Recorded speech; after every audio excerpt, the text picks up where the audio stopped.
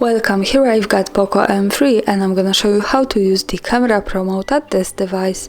So let's start by tapping on the camera button here to open it, and for now we are in the standard photo mode. Let's change it by using this settings bar and just simply going to the left to the end. Here we have the pro mode, and this mode gives us possibilities to choose some shooting parameters by ourselves. This is useful when we want to learn photographic skills or making experiments with photography. So let me start with this settings bar. Let's go from the right. The first one button here is the exposure compensation, so we get access to this slider, and here we can control the light of our picture. By going to the right we can make our photo more bright, by going to the left we can make it more dark. And also with this option is connected one extra thing in this pro mode, so let's go to the right corner now and tap this button here. Here we get access to more options about the camera we can manage. Most of them is also in standard photo mode, but in the Pro we have 3 extra buttons we can manage. Now let's pick the exposure verification button here. So by just one tap we can turn it on, another tap to turn it off, of course. And now let me keep this turned on. This option allows us to control if we adjust our exposure compensation correctly.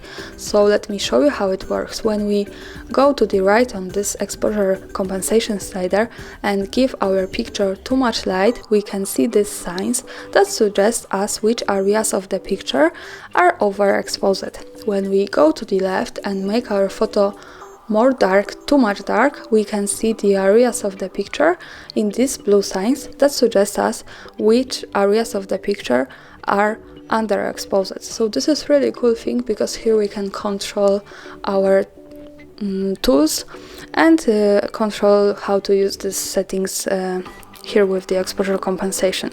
So now let's go back to the settings in the right corner. Let's turn this off. And let's move to this button here with ISO. Here we can control the camera's sensitivity to light.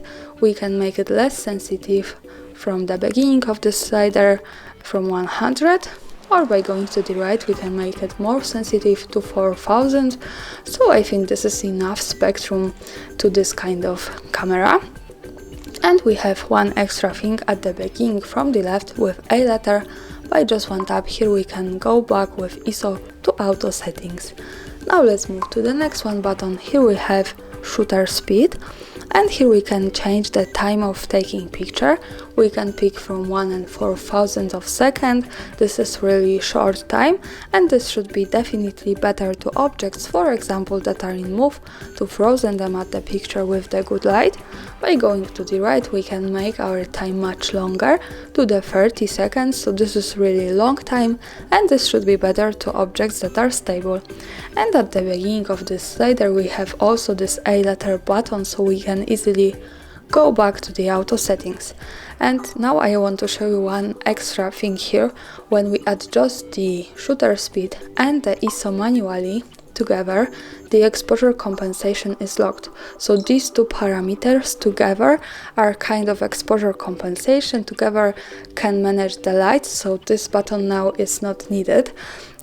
So if you want to use the exposure compensation, one of these two parameters should be on the auto. Now I unlocked the exposure compensation here by going on shutter speed to the auto. We can also go back to manually shutter speed. ISO is now manually, so again the exposure compensation here is locked. And when we tap here with A letter with ISO, now we again get access to the exposure compensation, so remember about this. Now let's go back to the auto in the settings and let's move to the next one button. Here we have the focusing. Now we are on the autofocus, and we can use the slider to get access to manual focus. As you can see, this is how to use this. And now let's go again to the right corner to this button, because here we have also one extra thing that can allow us to control the correct focus, so the focus picking. When we tap here, when we use the slider, we can see the red signs, so it shows us if our focus is correctly adjusted. and this is how to use this. Of course, we can go back to autofocus by tapping on A letter, and as you can see now we have more signs because the focusing is correctly adjusted. So let's go back to the right corner, let's turn off the focus picking, and let's move to the last one button here. Here we can control the temperature of our picture, so we can pick the light that depends from the light we have in the area where we take a photo. For example, at first we have the tungsten light, then the daylight, white fluorescent light, and the cloudy light. The last one button here from the right on this gives us access to extra settings, extra slider, and here we can adjust the white balance manually in Kelvin degrees. So by going to the left we can make our photo more cold, by going to the right we can make it more warm, so this is kind of balance between the blue and the orange light. And of course we can go back to these settings here and tap on A letter to go back to the auto white balance. And with these settings is also connected one extra thing. When we adjust all of this manually and want to go back to the auto settings, there's no problem because we have one extra button here, this one, so you don't have to separately go back to the auto settings in all of this. You can tap just here and reset all these parameters to start again using this on the auto. And now let's have a look at this settings bar here. Also we have two extra things in this Pro mode here. So this button, the second from the left, here we can pick the metal ring. Now we are on the center weighted metal ring. We can pick also the frame average and the spot. So this is how to change this. Now let's move to this button. Here by just one tap we can turn on the best possible quality of this camera, which is 48 megapixels. Another tap to turn it off and go back to the standard settings. And now let's go again to the right corner and tap here. Here we have also one extra thing, which is this button with RAW. So by just one tap we can turn on saving our picture in RAW format. This is really pro thing because the RAW format is used by professional photographers to saving more details at the pictures and post-producing them in graphic programs.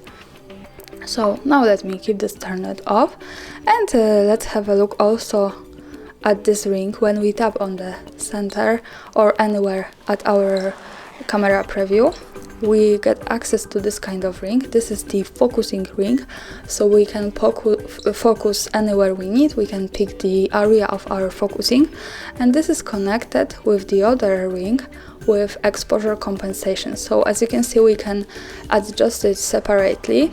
We can pick the area of our focus and area of the exposure compensation, but we can also give it together, and now it works like that. And also let's have a look at this button with I letter here. When we tap here we get access to some short tutorial from the device about Pro features, and as you can see you can read about all of these settings. You can also learn from this. Now let's go back and let me use these settings to take a picture. So for example, let's pick the tungsten light focusing, let's stay on the auto, the shutter speed maybe here, and the ISO, let's stay here. As I said, the exposure compensation is locked now, and let me take a photo. To see it, let's move to the left corner at the bottom to this button, so here we get quick access to the gallery, and this is how it looks like. Thanks for watching, subscribe our channel and leave the thumbs up.